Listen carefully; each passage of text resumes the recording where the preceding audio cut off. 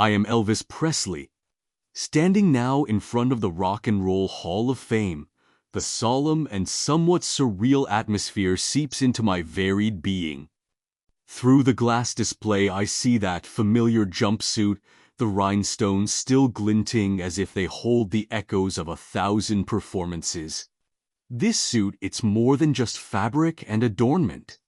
It's a symbol of an era, a manifestation of the music that pulls through my veins and the culture that I helped to shape. I was the king of rock and roll, a title that was both a blessing and a burden. In the 1950s, the music scene was a complex tapestry of different genres. The airwaves were filled with the sounds of big bands, crooners, and traditional country music.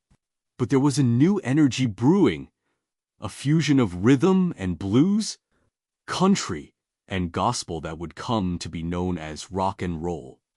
It was a musical revolution, a breaking of the shackles of the status quo. I remember the first time I stepped onto a stage. The lights were blinding, the crowd was a sea of faces, and I felt a rush of adrenaline like nothing else.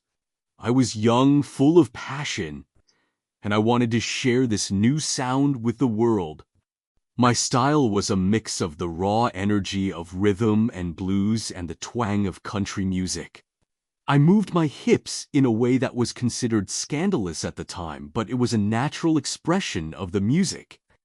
I was challenging the norms, a form of cultural subversion in the conservative 1950s.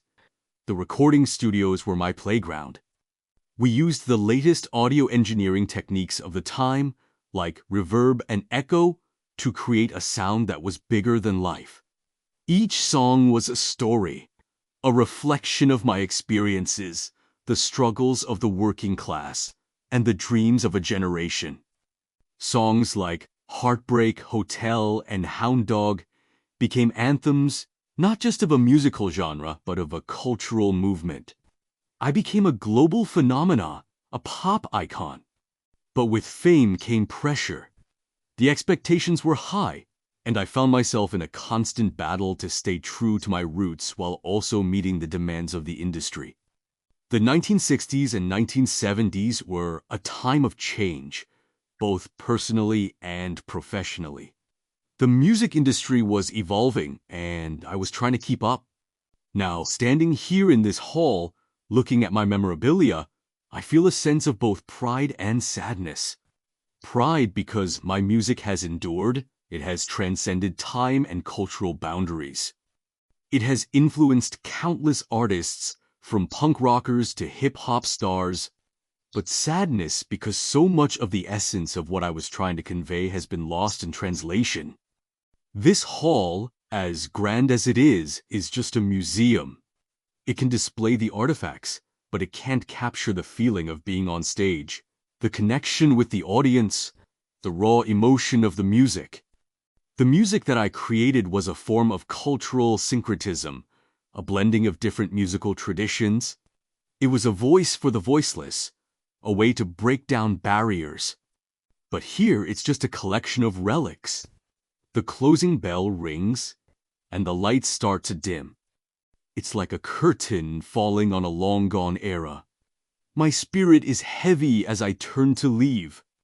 I walk out into the night knowing that my music will live on, but also feeling the weight of the lost moments, the missed opportunities. The king of rock and roll may be gone, but the legacy of that musical revolution, that cultural subversion, will continue to echo through the ages.